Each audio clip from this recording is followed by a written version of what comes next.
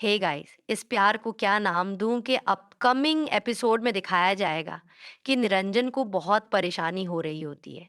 उसे लगता है कि श्लोक ही सब कुछ संभालता था और अब उसके बिना सारा काम का भार उस पर आ गया है। वो सारे मीटिंग्स कैंसिल करवा देता है क्योंकि वो काम के दबाव में आ चुका होता है। दूसरी तरफ अंजलि को आस्था और श्लोक वृद्धाश्रम लेकर आते हैं। वहां अंजलि के माता पिता उसे देखकर पूछते हैं कि क्या हुआ। तो अंजलि बताती है कि उसने साहिब का घर छोड़ दिया है। श्लोक को उसकी सच्चाई पता चल गई है। आस्था कहती है कि अब हम अपने दम पर आगे बढ़ना चाहते हैं और आई को कुछ दिनों के लिए यहाँ रखने आए हैं।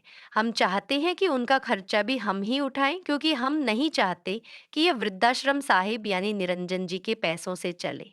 श्लोक अपने नाना नानी से माफी मांगता है और कहता है कि उसे बहुत शर्मिंदगी हो रही है कि उसने उन्हें इतना बुरा भला कहा। वह स्वीकार करता है कि उसे कुछ भी समझ नहीं आ रहा था, लेकिन अब सारी सच्चाई सामने आ गई है। अंजलि अपने बेटे से कहती है कि जाने से पहले उसके हाथों का खाना खा ले, जिससे उसे सुकून मिलेगा। श्लोक उसकी बात मान लेता है, लेकिन उसकी आंखों में आंसू होते हैं।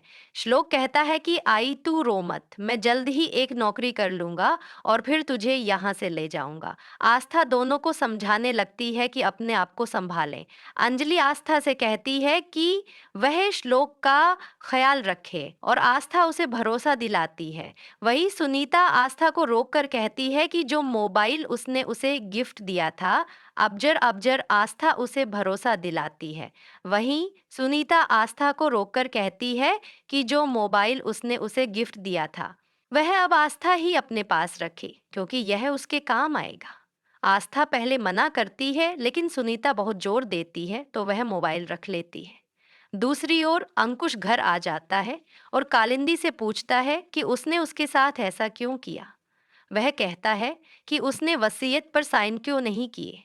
तब कालिंदी कहती है कि क्या उसे लगा कि उसे इंग्लिश नहीं आती। वह इंग्लिश में बोलने लगती है, जिससे अंकुश चौंक जाता है। दरअसल अंकुश कालिंदी के पहले पति का बेटा होता है और वह सिर्फ वसीयत की वजह से ये सब कर रहा होता है। कालिंदी उससे कहती है कि सारा घर द्वार तेरा ही है, बस थोड़ा इंतजार कर और अच्छा इंसान बन जा। उधर निरंजन के पास उसका एम्प्लॉय आता है और कहता है कि मीटिंग शुरू होने वाली है। निरंजन बहुत गुस्सा हो जाता है और कहता है कि एक ही दिन में इतनी मीटिंग्स कैसे संभालेगा। वरद अपने काम में बिजी होता है, तभी सिद्धार्थ वहां आता है। वरद उससे कहता है कि अब से उसे ऑफिस संभालना होगा क्योंकि वो अपने पापा के बिजनेस में हाथ बंटाना चाहता है।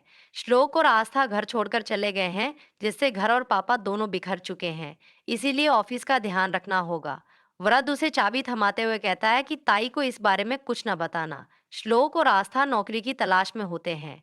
उधर ऑफिस में कर्मचारी निरंजन से पूछते हैं कि श्लोक सर कब तक आएंगे। निरंजन गुस्से में कहता है कि उसे क्या पता, क्या वो बच्चा है जिसे खींचकर वापस लाया जा सकता है। तभी वरद वहां आकर कहता है कि पापा की तबीयत ठीक नहीं है, अब जो भी सवाल होंगे उसे ही पूछें। आस्था कहती है कि वे कुछ दिनों तक लॉज में रह सकते हैं, लेकिन 7 दिनों के बाद किराया देना होगा। वे एक किराए का घर देखने जाते हैं। वहाँ एक आदमी ड्राइवर की जरूरत बताता है। श्लोक सोचने लगता है कि वह ड्राइवर बन सकता है। आस्था उसे याद दिलाती है कि वह इतना पढ़ा लिखा है तो वह ड्राइवर क्यों बने। श्लोक कहता है कि पढ़ाई से कोई फायदा नहीं क्योंकि उसके पास डॉक्यूमेंट्स नहीं है।